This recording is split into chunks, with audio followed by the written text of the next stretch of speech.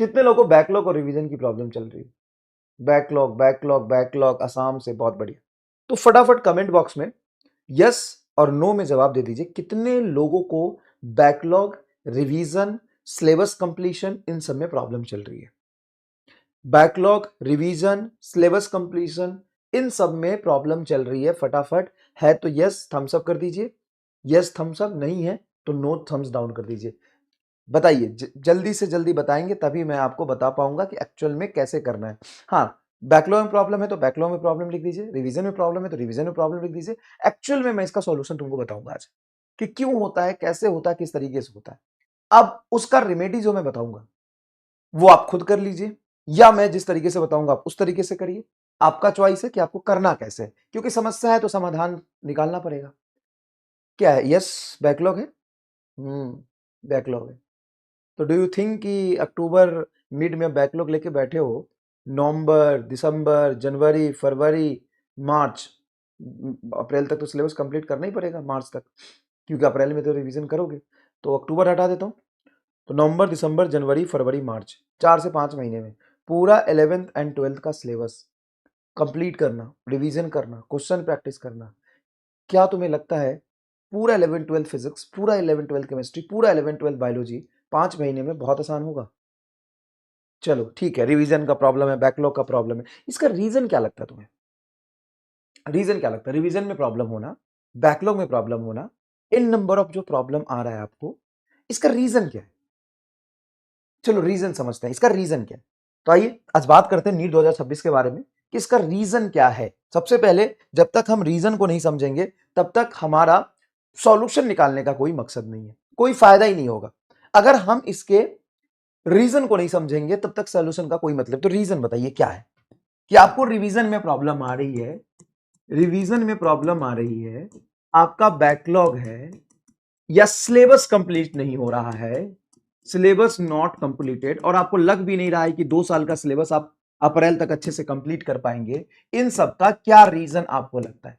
ये 3 प्रॉब्लम है। हाँ सर, ये 3 प्रॉब्लम है। या फिर आपको जहां पढ़ रहे हो वहां पे समझ नहीं आ रहा है, difficulty in understanding, difficulties in understanding the particular subject, या कोई सेक्शन में आपको दिक्कत आ रही है। तो आप मुझे बताइए, इन सब का समस्या जो आपके सामने आ रहा है, इन सबसे रिलेटेड जो समस्या इन आपके सामने आ रहा है, इसका रीजन क्या हो सकता है? जरा मैं समझना चाहता हूं। रीजन क्या हो सकता है? रिवीजन, रिवीजन तो प्रॉब्लम है, इसका रीजन क्या है? क्या कहते हैं? प्रोकास्टिनेशन। हाँ, आजकल बड़ा चल रहा है, फैशन है प्रोकास्टिनेशन की वजह से। अच्छा, टाइम मैनेजमेंट, ठीक है ठीक है, time management, time management problem चल रहा है, ठीक है। इसका कॉज है टाइम मैनेजमेंट, है ना? रीजन टाइम मैनेजमेंट, ठीक है, रीजन टाइम मैनेजमेंट। और जब तक देख देख भाई, प्रॉब्लम आइडेंटिफाई हो गया, अब प्रॉब्लम का कॉज आइडेंटिफाई हो जाएगा, तभी उसकी दवा मिलेगी। अब तुम डॉक्टर के पास जाओगे, डॉक्टर सीधा दवाई लिख देगा क्या?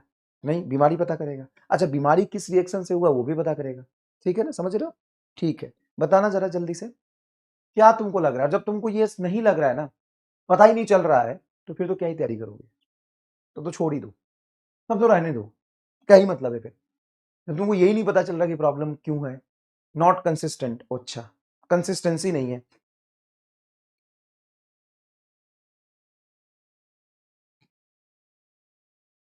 ठीक है भाई।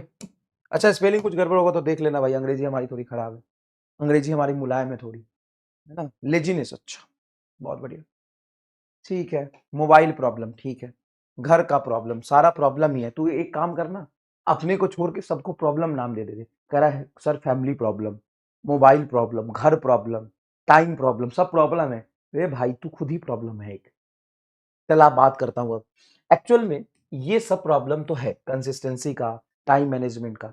अब आते हैं एक्चुअल प्रॉब्लम पे कि रीजन क्या है इस सारी प्रॉब्लम का। तो देखो, कंपटीशन की तैयारी का ये बिल्कुल मतलब नहीं होता है, किसी भी कॉम्पिटेटिव एग्जाम के प्रिपरेशन का बिल्कुल ये मतलब नहीं होता है कि आप उसमें इस तरीके से पढ़ाई करने लग जाएं कि उसके डिफाइंड सिलेबस के अंदर जाके कुछ भी पढ़ रहे हो आप। तो एक्चुअली प्रॉब्लम ये है कि जो सिलेबस एनटीए ने दिया है, उस सिलेबस में कुछ टॉपिक्स है, उस टॉपिक का कुछ भी पढ़ रहे हो, कुछ भी पढ़े जा रहे हो, कुछ भी पढ़े जा रहे हो, कुछ भी पढ़े जा रहे हो। एक्चुअल में कॉम्पिटेटिव एग्जाम निकलता है साम दाम दंड भेद से। आपको हर तरीके से सिर्फ गधा मजदूरी नहीं करना है, आपको मेहनत की मैक्सिमम आउटपुट, मैक्सिमम एफिशिएंसी के साथ आपको मेहनत करना है। आपको हाई रिलेवेंट चीजें पढ़नी है। देखो, पढ़ने को तो आप बीएससी की चीजें पढ़ लो, पढ़ने को तो आप रिसर्च कर लो, बायोलॉजी पे रिसर्च कर लो, केमिस्ट्री पे रिसर्च कर लो, लेकिन वो रिसर्च की चीजें तो नीट में नहीं आए। नीट 2023-24 इजी था, मैं मानता हूं, आपसे सवाल हो जाते 23-24 के पेपर में, लेकिन आपका सिलेक्शन नहीं होता क्योंकि कट ऑफ बहुत हाई जा रहा था। 660 कट ऑफ था नीट 2024 का। तो उसमें आप अगर 40 सवाल एक्स्ट्रा भी कर लेते तो भी आपका सिलेक्शन नहीं होगा ना।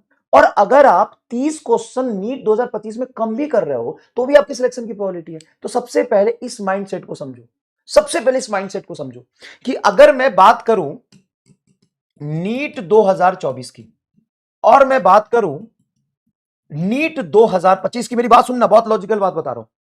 तो 24 में पेपर इजी है तो कट ऑफ 660 हुआ था, इस बार कट ऑफ 530 है। डिफरेंस कितने नंबर का है? डिफरेंस कितने नंबर का है? तो सर डिफरेंस आ रहा है लगभग 130 नंबर का। 130 को 4 से डिवाइड करो तो कितने आ जाएंगे? ऑलमोस्ट अप्रोक्सीमेट बताओ, जल्दी से सभी लोग कमेंट करके बताएंगे, जल्दी से सभी लोग कमेंट करके बताएंगे। क्या ये लगभग 30?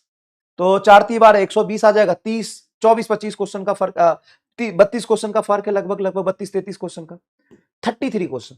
अब पूरे पेपर में अगर आपसे, अब सुनना, अगर आपसे पूरे पेपर में नीट 2025 के पेपर में अगर 25 क्वेश्चन नहीं भी बने और नीट 2024 के पेपर में तुम 25 क्वेश्चन ज्यादा कर लोगे, क्या बात सेम है कि डिफरेंट है? जल्दी बता दो, बात सेम है कि डिफरेंट है? भाई ये तो मैं डेटा पे बात कर रहा हूं ना। नीट 2024 में कट ऑफ है 660, कट ऑफ है 660। नीट 2025 कट ऑफ है 530। मैं वही डेटा पे बात कर रहा हूं। अगर आप इसमें 30 क्वेश्चन ज्यादा कर ले, इसमें 30 क्वेश्चन कम कर ले, और 30 क्वेश्चन एक बहुत बड़ा नंबर होता है, एक बहुत बड़ा नंबर होता है। इन दोनों ही केस में वो सेम चीज है कि डिफरेंट चीज है कि अगर आप एक पेपर में 30 क्वेश्चंस ज्यादा करते हो, एक पेपर में 30 क्वेश्चंस कम करते हो, बात तो सेम है।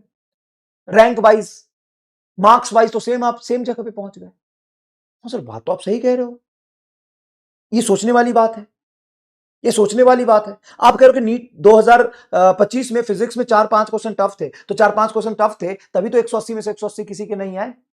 और आपको क्या लगता है 687 पे रैंक 1 होने का क्या मतलब है? जहां पे कट ऑफ 660 जा रहा है वहां पे AIR 1 687 पे आ गया।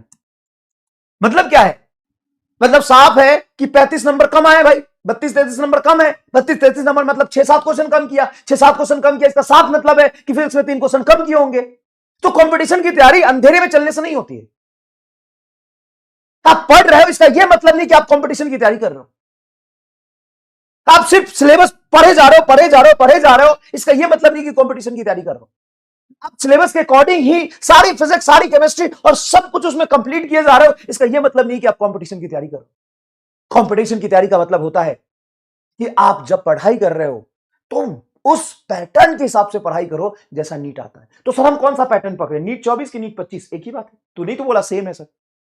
10 क्वेश्चन ज्यादा करना, 20 क्वेश्चन ज्यादा करना, 30 क्वेश्चन ज्यादा करना और 30 क्वेश्चन करना तो सेम ही बात है। तो उस नीट 2025 में से अगर 25 क्वेश्चन में हटा दूं और बाकी के बचे हुए क्वेश्चन की बात करूं तो दोनों पेपर सेम है कि नहीं है? तो सेम है। तो कैसे पढ़ना है? हाईली रिलेवेंट चीजें पढ़नी है। आप ये ना पढ़े कि पढ़ते पढ़ते जा रहे हैं और समेट पा नहीं रहे हैं, तो क्या फायदा ऐसे पढ़ाई का? मतलब आजकल ये फैशन जब बन गया है कि भाई नीट 2025 का पेपर है तो भाई कुछ भी करना पड़ेगा। नहीं, सेम चीज है दोनों।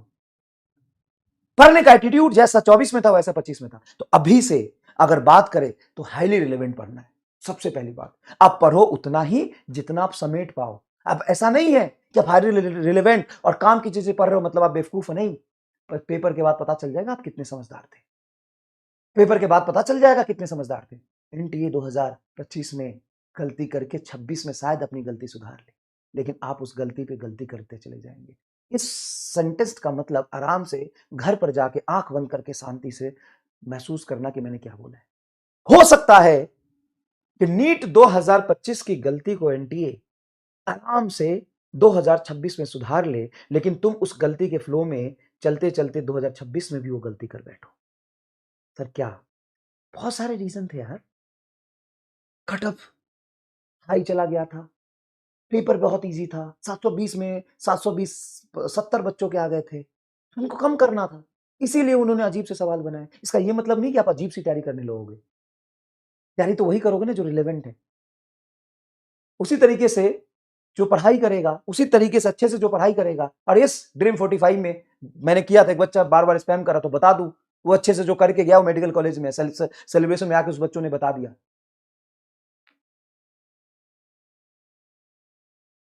तो ध्यान से सुनना, उनको कट ऑफ कम करना था। तो उन्होंने 4-5 क्वेश्चन हर सब्जेक्ट में 3-4 क्वेश्चन अजीब से बना दिए। इसका ये मतलब नहीं है कि तुम अजीब सी तैयारी करोगे, तैयारी वैसा ही होगा जैसा पहले भी हुआ करता था। आप इस बार भी सिलेक्शन उसी का हुआ है जो अच्छे से फोकस्ड होके इस तरीके से पढ़ाई किया है जो एकदम रिलेवेंट है।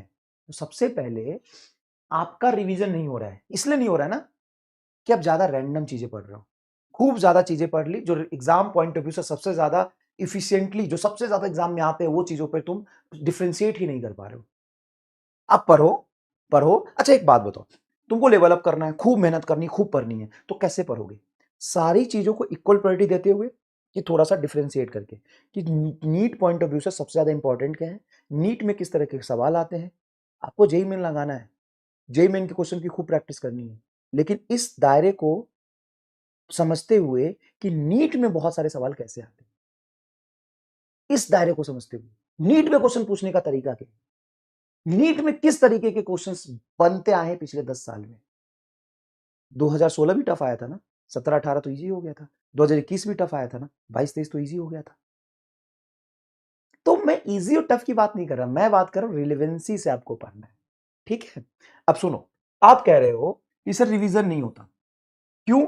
क्योंकि आपने पढ़ते हुए कंटेंट को डिफरेंशिएट नहीं किया कि कौन ज्यादा जरूरी है, कौन कम जरूरी है, कौन मेरा क्वेश्चन प्रैक्टिस में काम आएगा, कौन सी थ्योरी से क्वेश्चन सबसे ज्यादा आता है। अगर ये नहीं करोगे तो आप समेट नहीं पाओगे और आप कभी इंपॉर्टेंट और अनइंपॉर्टेंट को सेम वेटेज देते हुए अपनी पढ़ाई खराब कर लोगे। तो वेटेज कैसे देना है, इंपॉर्टेंट को अलग, अनइंपॉर्टेंट को अलग। मल्टीपल रिवीजन किसकी करनी है, जिससे सवाल खूब सारे आते हैं। समझ में आया? दूसरी बात, टाइम मैनेज नहीं हो रहा।